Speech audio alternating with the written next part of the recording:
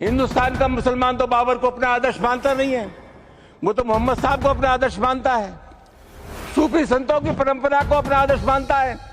लेकिन सभापति महोदय, मैं जानना चाहूंगा कि बाबर को लाया कौन? बाबर को इब्राहिम लोदी को हराने के लिए राणा सांगा लाया था। तो मुसलमान तो बाबर की औलाद हैं और तुम गद्दार राणा सांगा की औलाद हो, ये हिंदुस्तान में तय हो जाना चाहिए।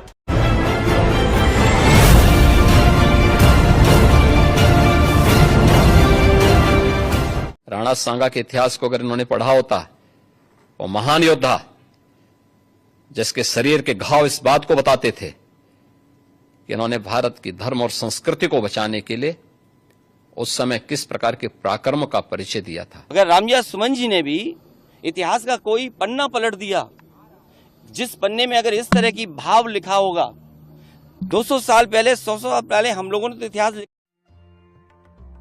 Shri Vrinda Village, Kyaraikal Township. Best opportunity, build your dream home. Opposite Keri Medical Hospital, GL Bajaj University. Adjoin Delhi Public School, Keri Nursing Paramedical Institute. Quick access to highway, Delhi Agra National Highway 19. Bharat पर नजर गड़ाने वाले मुगलों को भारत की धरती पर पहली बार किसी ने हराया तो वो थे परम प्रतापी वीर राणा सांगा, जिनका शरीर 80 घावों से छलनी हो गया था। एक हाथ, एक पैर, एक आंख और कान कट जाने के बावजूद राणा सांगा ने पीठ नहीं दिखाई। मुगलों को मात देने में कोई कसर बाकी नहीं छोड़ी और बयाना की लड़ाई में मुगलों को करारी मात का सामना करना पड़ा। ऐसे परम प्रतापी वीर योद्धा राणा सांगा के खिलाफ सपाई सांसद रामजी लाल सुमन भरी संसद में बयान दे देते हैं और कहते हैं कि राणा सांगा तो गद्दार थे, उन्होंने ही इब्राहिम लोदी को हराने के लिए बाबर को भारत बुलाया था। एक तो ये बीजेपी के लोगों का तकिया कलाम हो गया है सभापति महोदय कि मुसलमान इनमें बाबर का डीएनए है।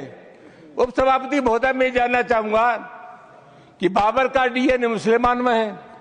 हिंदुस्तान का मुसलमान तो बाबर को अपना आदर्श मानता नहीं है, वो तो मोहम्मद साहब को अपना आदर्श मानता है, सूफी संतों की परंपरा को अपना आदर्श मानता है। लेकिन सभापति महोदय, मैं जानना चाहूंगा कि बाबर को लाया कौन? बाबर को इब्राहिम लोदी को हराने के लिए राणा सांगा लाया था। तो मुसलमान तो बाबर की औलाद हैं और तुम गद्दार राणा सांगा की औलाद हो, ये हिंदुस्तान में तय हो जाना चाहिए। मुसलमानों को खुश करने के लिए सपाई सांसद रामजी लाल सुमन ने परम प्रतापी वीर राणा सांगा को ही गद्दार कह दिया, जिसके खिलाफ देश भर में जबरदस्त गुस्सा देखा जा रहा है।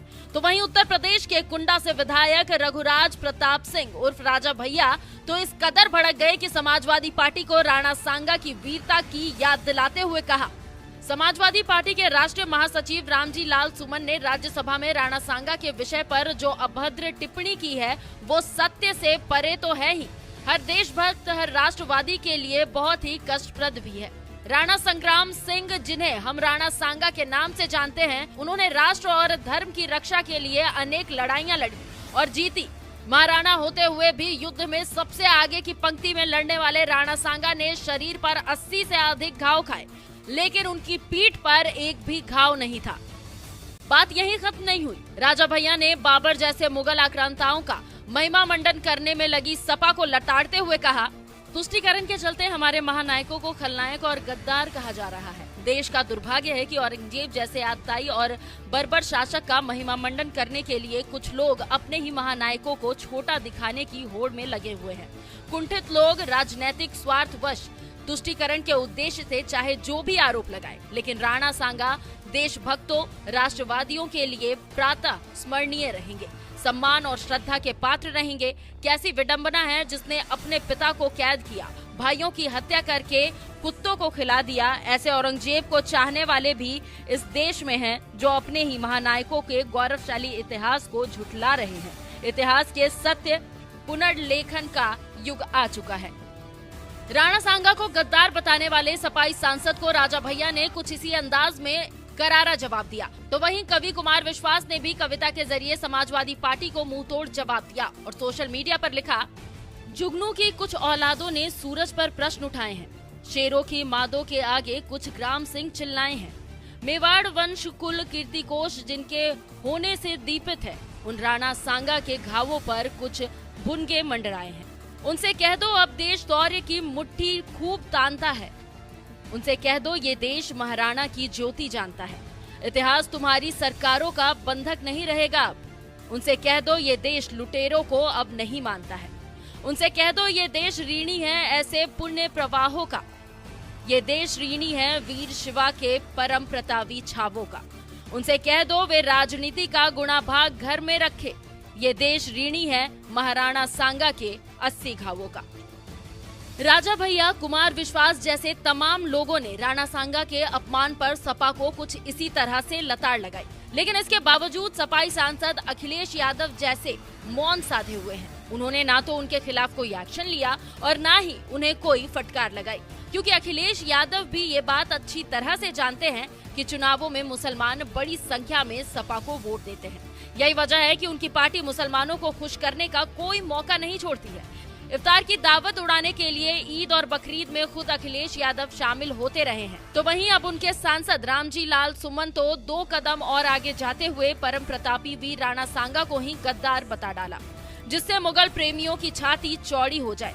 सपाई सांसद के इस बयान पर आपका क्या कहना है? अपनी राय हमें कमेंट कर जरूर बताएं। साथ ही बीजेपी सांसद अनुराग ठाकुर ने सपा को क्या जवाब? सर, यहाँ पर एक बात कही गई, कब्र से खोदने की बातें की गई, कहा कि कब्रें क्यों खोदते हो, गड़े मुर्दे क्यों उखाड़ते हो। मैं भी ये कहना चाहता हूं, दुनिया कहां की कहां पहुंच गई।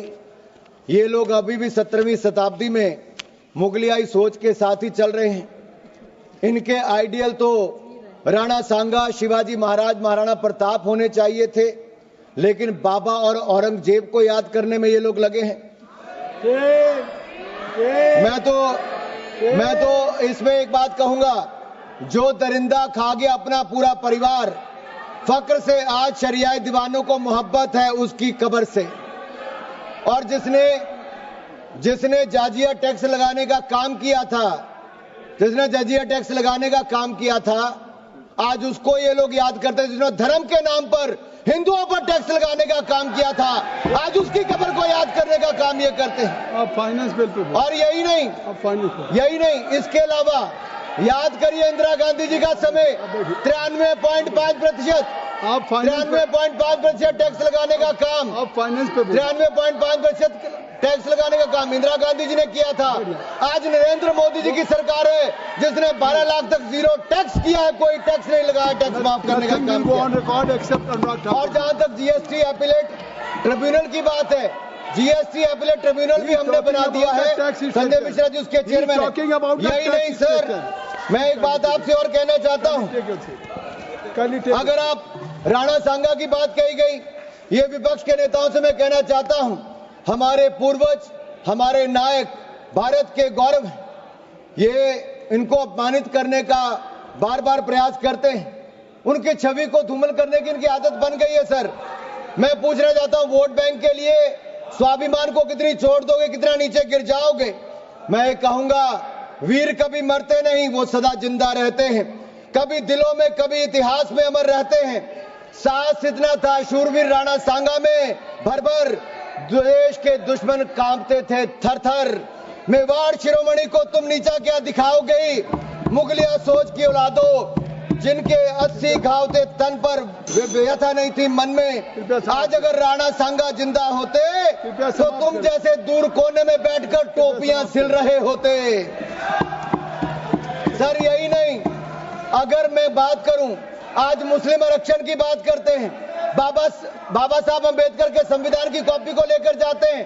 अरे संविधान को पहले तार-तार करने का काम आपने इमरजेंसी के समय किया था, आज मुसलमान को आरक्षण देने की बात करते हो। तुष्टीकरण की राजनीति के लिए मुसलमानों के ठेकेदार बनने का काम करते हो।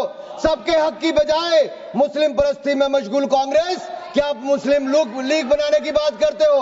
अरे गांधी जी, महात्मा गांधी जी और सरदार पटेल जी के देश में आप जिन्ना का मुल्क बनाने की सोच मत रखो। हम जिन्ना का मुल्क कभी नहीं बनने देंगे।